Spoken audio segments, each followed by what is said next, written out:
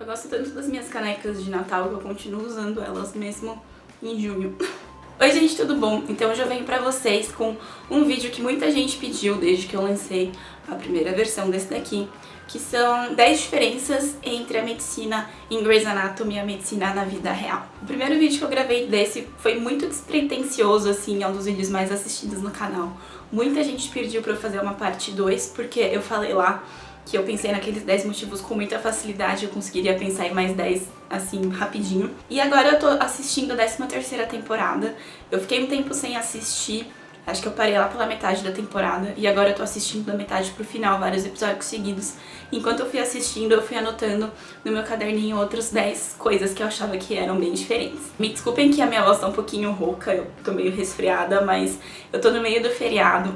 E faz tanto tempo que eu não consigo parar e gravar pra vocês por causa da residência e tudo mais, que eu não queria perder essa chance mesmo tendo com a voz meio esquisita.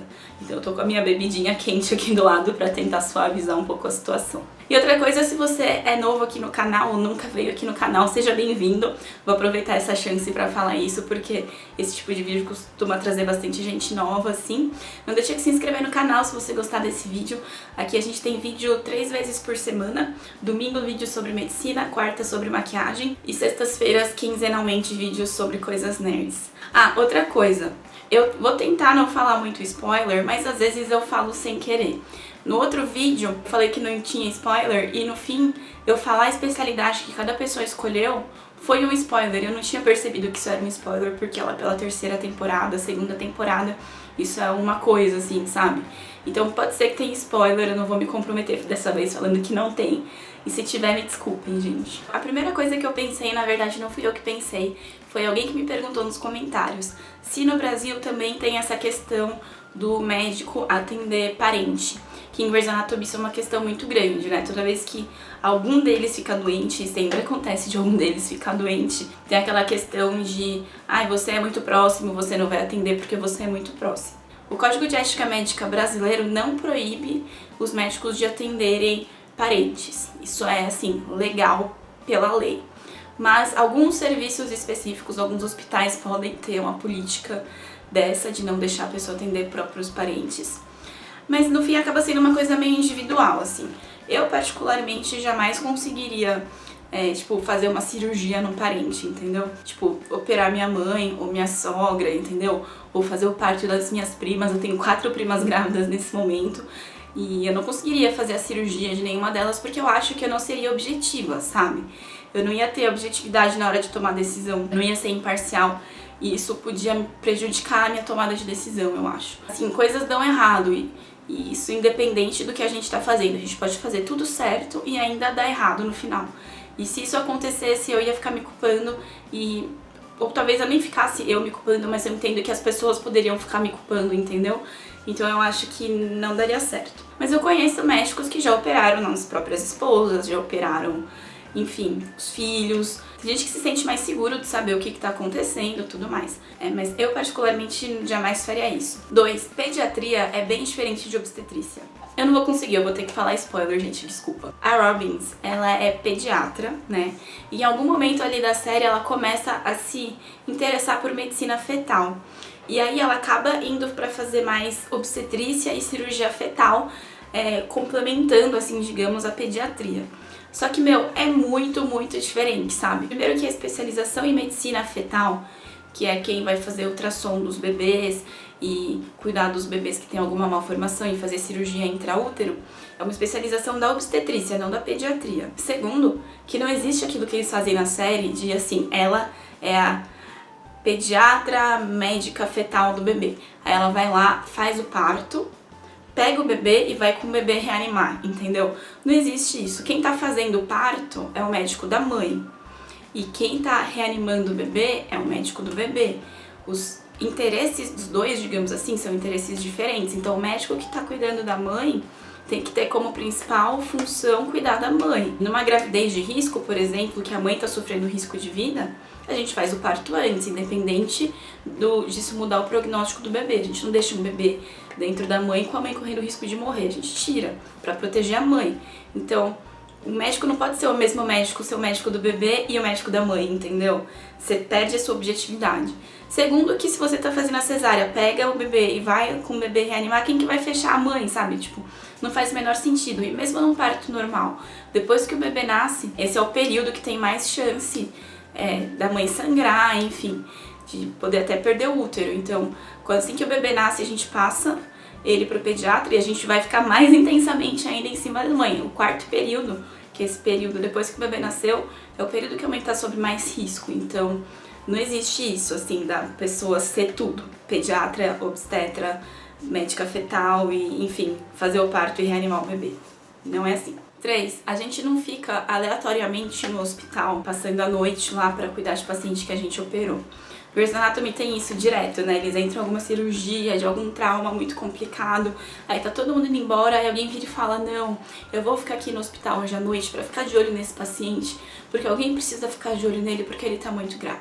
Aí todo mundo vai embora e a pessoa vai lá no quarto do paciente, senta na poltroninha do acompanhante, passa a noite lá, tipo...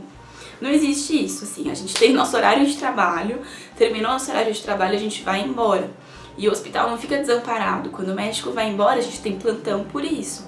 O médico do plantão chega. E se tem algum paciente que tá grave, a gente avisa o médico do plantão, olha, esse paciente tá grave, tem que ficar de olho. Ou se realmente precisa alguém ficar olhando pro paciente o tempo todo, ele vai pra UTI, que na UTI não tem quartos, né? É um saguão aberto com todos os pacientes, assim, as camas uma do lado da outra. E a equipe médica geralmente tem balcão no meio que consegue ver todo mundo. Então não tem isso de, alguém tem que ficar aqui hoje à noite pra ver esse paciente porque ele está grave, assim, sabe? A gente é médico, mas a gente é ser humano, a gente tem vida, a gente vai pra casa dormir, tomar banho. Porque no dia seguinte a gente tem que estar lá pro nosso turno da manhã de novo. E você ficar trabalhando 36, 48 horas seguidas, você não rende. A gente é ser humano, você começa a errar, sabe? Não dá pra fazer isso. O quarto é uma semelhança. Às vezes, a gente ouve música na cirurgia, assim, igual aparece em Grey's Anatomy, e isso é muito divertido. Cesárea e cirurgias ginecológicas em geral, às vezes a gente não faz isso porque a paciente tá acordada. Cirurgia ginecológica, tipo esterectomia, tudo mais, dá pra fazer com hack e anestesia. Mas em geral o anestesista ceda a paciente, então ela dorme, apesar de não ser anestesia geral. Então dá até pra ouvir uma música, mas tipo cesárea não dá porque, a não ser que a mãe escolha tal. Tem gente que eu já vi fazendo, mas eu acho meio chato porque, enfim, se for pra tocar uma música no parto, que seja uma música que a mãe escolheu, que os pais escolheram, e não uma música que o médico escolheu, sabe? Mas uma vez eu tava num parto fora do HC, assim, era no hospital particular. E aí o anestesista ligou uma música do nada lá e deixou tocando. A mãe gostou da música, começou a cantarolar e tal, mas era uma música super dramática, sabe? Me lembrou muito alguma cena de Grey's Anatomy, deles entrando em cirurgia e se lavando. E aquelas cenas que eles fazem uma cutscene que tem tipo 2 cirurgias acontecendo ao mesmo tempo e corta pra uma cirurgia, corta pra outra, depois corta pra alguém chorando em casa por causa de alguma coisa e volta pra cirurgia, sabe assim? Eu me senti muito em Grey's Anatomy naquele momento. 5 também é uma semelhança. Sabe como em Grey's Anatomy eles têm aquele palanquinho, sei lá, onde eles assistem as cirurgias? Tem algumas salas cirúrgicas que a cirurgia tá lá embaixo e tem tipo uma janela com várias cadeiras que as pessoas ficam sentadas lá em cima assistindo. No centro cirúrgico do HC tinha isso antigamente. Hoje em dia não tem mais, mas em algumas salas cirúrgicas quando a gente entra dá até pra ver um vidro em cima, mas não dá mais pra sentar lá. Mas no ICESP, o Hospital do Câncer, eles estão começando a fazer cirurgia robótica. E aí na cirurgia robótica, a gente passa uma câmera, né, pra dentro da barriga, trabalha com umas pinças e como tem a câmera, tudo é visto pela câmera, em algumas salas eles transmitem o que tá passando nessa câmera pra uma TV do lado de fora. Então tem uma sala com várias poltronas, com uma TV enorme, onde dá pra gente assistir a cirurgia acontecendo e com um microfone que a gente consegue ouvir o que tá sendo dito dentro da sala cirúrgica. Uma vez também eu vi uma cirurgia assim quando eu tava no ICESP, eu me senti novamente em Grey's Anatomy. 6, é uma semelhança meio besta, mas eu uso All Star no plantão, sim. E de vez em quando eu até posto foto no Instagram falando hoje eu tô me sentindo Meredith Grey, porque eu tô com os meus scrubs e All Star. Hoje em dia as pessoas usam muito Crocs no plantão, muito mesmo. Eu até tenho alguns pares de Crocs, mas quando eu tô num plantão que eu sei que não devo entrar num parto normal, assim, não deve cair nada de nojento no meu pé aquele dia, eu me arrisco e vou de All Star porque eu acho bem mais confortável e bonitinho. 7 é uma coisa que eu percebi nos últimos episódios de Grey's Anatomy, não sei porque me incomodou muito. E depois que eu percebi isso, eu comecei a ver que eles fazem toda hora. As cirurgias não fazem aquele barulho de meleca que eles colocam. Eu não sei por que eles sempre põem esse barulho de meleca quando eles estão, tipo, não é nem assim mexendo no intestino. Quando vai fazer o primeiro corte na pele, já tem aquele áudio fazendo tipo um barulho de melequinha apertando assim, tipo, gente, depois que eu vi isso, eu comecei a tentar prestar atenção nas cirurgias pra ver, e não faz esse barulho, não faz barulho nenhum, sabe? O que pode fazer um pouquinho de barulho de meleca é quando a gente tá, tipo, sei lá, mexendo super em alça, intestino e tal. Mas quando você tá só cortando, fazendo cesárea, assim, as coisas não fazem aquele barulho esquisito que eles colocam no áudio da série, sabe? 8. Eu sei que muita gente sempre fala, nossa, Grey's Anatomy é muito bizarro, porque acontece muita coisa desgracenta e sempre com as mesmas pessoas. E assim, realmente é um exagero tremendo. Mas tem uma coisa que a gente chama de fator CRM positivo. CRM é o nosso código do carimbo, né? Então quando a gente se forma médico, a gente tem que ir no nosso CRM para receber esse número do carimbo. Então, CRM positivo quer dizer uma pessoa que tem CRM é um médico. E o fator CRM positivo quer dizer o azar que médico tem quando fica doente. Então, médico sempre que fica doente, assim, tudo que pode ter de complicação vai ter, entendeu? A gente fala que médico quando engravida sempre tem alguma complicação, alguma doença. Médico quando vai fazer uma cirurgia, se tem uma complicação rara que pode ter da cirurgia, o médico vai ter essa complicação rara. A gente fala que é o fator CRM positivo. Então, sempre que um médico vai atender outro médico, já vai preparado pensando o que pode dar errado, provavelmente vai dar errado, sabe? Isso é meio que uma lenda nossa. Eu não sei se é porque médicos são pacientes horríveis ou se porque médico se sente inseguro de atender outros médicos. Tanto que tem muito médico que quando fica doente e vai pro hospital não fala que é médico. Omite essa parte porque a gente sabe que o atendimento acaba sendo meio diferente. E isso não necessariamente vai ser diferente pro bem, assim. E isso é uma coisa inconsciente, né? Não tem como a gente, sei lá, controlar isso, eu acho. Então, mas é uma coisa que existe. Não no nível de Grey's Anatomy, do tipo cair avião, entrar um leão no hospital, atiradores a mil, explosões e tudo mais. Mas acontece em um certo nível, assim. 9. Outra diferença. As toucas que a gente usa nas cirurgias amassam e deixam o cabelo muito, muito oleoso. Então, quando a gente passa um dia no centro cirúrgico ou no plantão do centro obstétrico, a gente entra com o cabelo lindo. Aí a gente prende o cabelo, põe a touquinha. Quando a gente sai da cirurgia, a gente ficou suando, ainda mais sala de cesárea, que tem que ser quente pro bebê nascer, fica suando em cima daquela luz, com aquela roupa toda, com a touquinha, e o cabelo fica todo amassado e oleoso. E aí eu vejo em Grey's Anatomy eles saindo à noite do hospital, e as mulheres com aqueles cabelos sedosos, lindos, a Meredith cheia dos cachinhos dela, o pessoal com umas trancinhas bonitinhas, com cabelo perfeito. Gente, não é assim. No momento que você entra no plantão e põe aquela touca, esquece o cabelo, porque ele já foi, entendeu? E não volta nunca mais. Só quando você voltar pra casa e tomar banho, lavar e secar de novo. Até o próximo plantão. E 10 é outra semelhança. Médico no começo de carreira, durante a faculdade, a gente realmente tende a morar juntos, assim. Tipo em Grey's Anatomy, que mora todo mundo na casa da Meredith. Isso geralmente é mais durante a faculdade, às vezes os primeiros anos de residência e tudo mais. Mas em Grey's Anatomy isso acabou se estendendo um pouco do tipo, as pessoas casam e têm filhos e continuam todas morando juntas. Mas do jeito que era no começo da série, quando eles ainda eram internos e residentes morando juntos, realmente acontece desse jeito. Isso porque, a gente não ganha tão bem assim no começo de carreira, então realmente compensa muito dividir apartamento.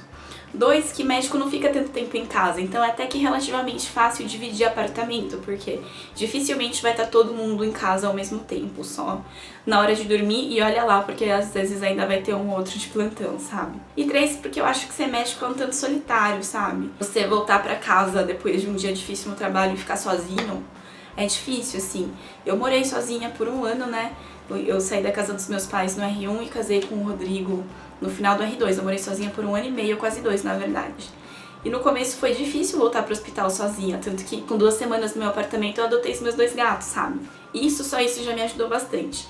Mas morar sozinha, assim, ser médico e viver sozinho, eu acho que é um pouquinho difícil. Talvez seja difícil pra todo mundo, mas eu acho que médico especialmente, assim, é um pouco isolado das outras pessoas, sabe? A gente acaba tendo que se proteger do sofrimento que a gente vê no dia a dia no hospital, sabe? Eu acho que essa proteção que a gente coloca às vezes acaba afastando a gente das outras pessoas. Isso é um fator que eu acho que influencia enfim, esses casos de tentativa de suicídio que tá tendo pelo hospital, sabe? Pelas faculdades de medicina e tudo mais. Eu ainda quero fazer um vídeo sobre isso com a Tati, mas Em algum momento a gente aborda isso especificamente aqui no canal. Mas é isso, gente. Essas são 10 diferenças e algumas semelhanças entre a medicina e Grey's Anatomy na vida real. Espero que tenha matado um pouco mais a curiosidade de vocês. Se vocês gostaram desse vídeo, não deixa de clicar em gostei pra mim. Não deixa de se inscrever aqui no canal pra mais vídeos. Não deixa de me seguir nas redes sociais, Twitter, Facebook e Instagram, tá tudo aqui embaixo. De todos eles, o que eu mais atualizo é o Instagram e sempre tem foto minha em plantão, uns Insta Stories falando como foi meu dia, às vezes com algumas receitas, acho que vocês vão gostar de ver. E se você é novo aqui no canal, seja bem-vindo. E acho que é isso, gente. Tchauzinho, até a próxima.